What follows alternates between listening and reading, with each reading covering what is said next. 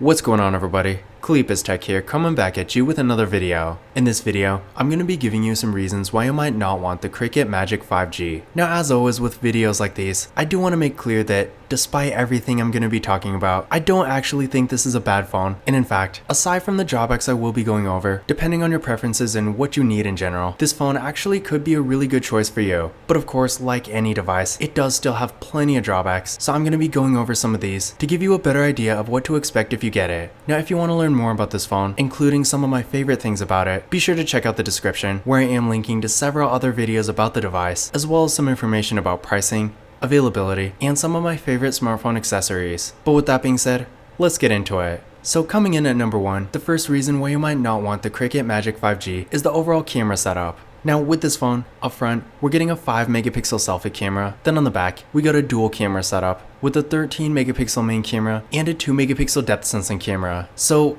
as you can see here, the camera is relatively featureless, and while on one hand, if you're coming from another lower end device, something that maybe similarly doesn't have a ton of features, then this might not seem too bad. But in general, I feel like by today's standards, especially for a 5G phone, I feel like 5G phones tend to have slightly better camera features for whatever reason. But in general, even for a lower end device, I feel like it is missing a couple features people typically expect. First of all, it doesn't have an ultra wide camera, which is really too bad because ultra wide cameras are really useful in a lot of different situations. And in addition to this, I was actually kind of surprised to see it doesn't even have a macro camera, which I feel like at this point at the end of 2023, pretty much every Android phone, whether it's more of a mid-range phone or a really low-end device, most of them do have macro cameras, so seeing that this one doesn't is definitely disappointing. But on the bright side, despite maybe not having the best camera quality, I do think the Cricket Magic 5G actually takes some pretty decent photos. So while if you're doing something like mobile photography, or maybe you're just constantly using your camera, in that case you're still going to want to skip this phone. But if you are looking for something a bit more basic, maybe you don't really care too much about having a bunch of features, but you still want the ability to take nice photos when you need to, then keep in mind, despite not having a ton of features, the camera on this phone is definitely not terrible. In addition to this, the Cricket Magic 5G actually has a max recording quality of 2K in both the rear and front cameras. So while this in and of itself is really not the most incredible feature or anything, if you're really trying to record in a higher resolution, you might want to just jump to 4K anyway. But compared to other phones like this, and even some that are quite a bit more expensive for that matter, being able to record in at least 2K is definitely a nice advantage. But in general, again, I would say that overall, if you really do want a great camera, then even for a phone like this, I feel like you can do better.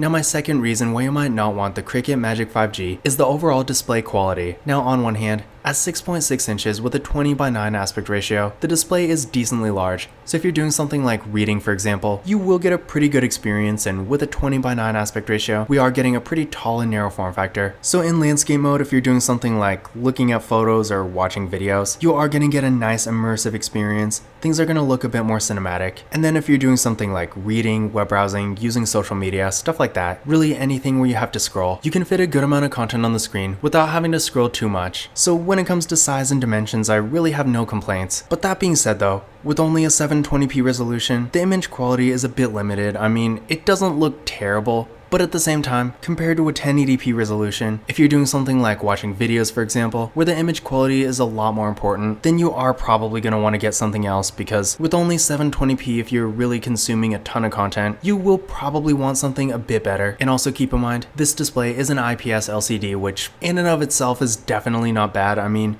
it looks decently bright, so I don't really have any complaints about that necessarily, but keep in mind if you are someone who tends to be outside a lot or really in any kind of bright area, the viewing angles on a phone like this are not going to be the best. I mean, in here it doesn't look terrible, but I will say outside in the sun and really bright lighting, it can get a bit difficult to see, so definitely keep this in mind. So overall, if you really are someone who's consuming a lot of content, and you want a really nice display, then you can definitely do better than this. But on the other hand, if you're really just using your phone more lightly for more casual activities, then it should at least be okay. My third reason why you might not want the Cricket Magic 5G is the storage. Now, to be fair, this is kind of subjective, because on one hand, if you're really not doing a ton on your phone, if you don't have a bunch of apps or anything like that, then this phone with 64 gigabytes of internal storage and micro SD card expansion may actually be plenty of storage for you. In fact, I feel like for most people are probably not going to use that much more than 64 gigabytes anyway. But keep in mind, at this point in late 2023, it's really not that hard to find a phone that has 128, even in this kind of price range. So although there is maybe like one or two phones out there that still only have 32,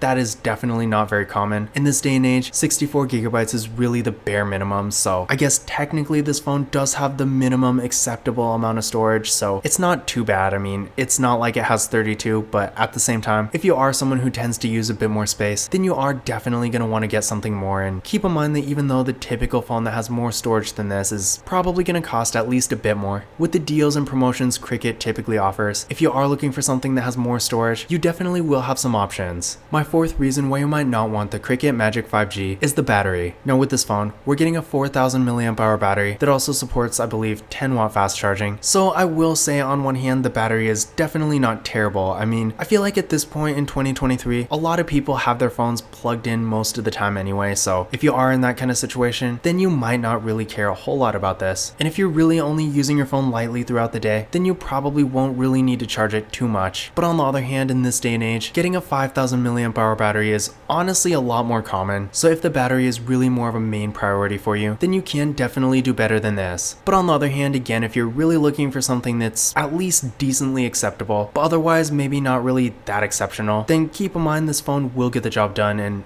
I feel like that's really a recurring theme with a device like this. On one hand, there's really nothing super special about this phone, but on the other hand, for really light basic users, it probably will get the job done. So even though the battery could obviously be much better, part of it really just depends on your expectations. My fifth reason why you might not want the Cricket Magic 5G is the materials. Now, on one hand, I mean, you're probably not going to be surprised by this, but keep in mind this phone is basically made entirely of plastic, so it's not like it's going to feel premium or anything. So if you do want that kind of nicer look and feel, you will be a little disappointed. But when it comes to materials, aesthetics and overall feel is definitely not the only concern here, because with a phone like this that's made of plastic versus like glass or metal that you find in a more expensive phone, if you drop it, especially on a really hard surface, it's not going to do nearly as well. So keep in mind the materials here are really not the best. So if you do end up with this phone, I definitely recommend getting a case. Now my sixth reason why you might not want this phone, and this one's honestly more of a warning than an actual complaint, but keep in mind, this phone does not have wireless charging. Now if you already have more of an entry-level device, then I'm sure this won't surprise you at all. But if you're coming from maybe an older but higher end device, those phones do tend to have wireless charging. So if you haven't gotten a phone for a while, and you're expecting every phone at this point in 2023 to have wireless charging, then keep in mind, unfortunately, that's not the case. Even in this day and age, wireless charging is really only a feature you typically find in higher end devices. So if that feature is important to you, which I feel like it's probably not for most people, but if it is to you, you will want to get something quite a bit higher end than this. And then finally, my seventh reason why you might not want the Cricket Magic 5G is the software support. Now, to be fair, this phone does currently have Android 13, which is definitely not an old software per se, but at the same time, I mean, it's not Android 14, and considering we're in October of 2023 as of the recording of this video, we are transitioning to Android 14, so if you do want the newest version of Android, this will no longer be it. And in addition to this, considering this is a really low-end carrier branded phone, I've personally never seen a Cricket phone get a major update before, so if that is important to you, definitely keep in mind the software you get with this phone is going to be the one you're basically stuck with. Now, I could be wrong here. It's not impossible that they change it down the road. I mean, I know the T-Mobile Revel phones, which are kind of comparable to this, those phones do get updates sometimes, but honestly, I really wouldn't count on it. So if having the latest software is important to you, you will want to get something else. But those were some reasons why you might not want the Cricket Magic 5G. Now, in general, despite these drawbacks, like I said earlier, I feel like a lot of it really depends on your expectations and overall what you're looking for in a phone. Because on one hand, for someone who's coming from like a Samsung Galaxy A52 5G or something like that, something maybe a bit older but still more of a mid-range phone, in comparison, a phone like this will definitely be a downgrade. But if you're coming from a really low-end phone, or maybe regardless of what you currently have, you really just need something basic for more light activities, and that kind of situation where you don't really need a bunch of extra features or anything like that, I do think the Cricket Magic 5G is definitely worth considering, because I mean, it does have a decent display for what it is. The performance is pretty good, the camera quality is at least acceptable, it has features like NFC, the software isn't too outdated, and overall, if you're more of a light user, a phone like this may end up being all you really need.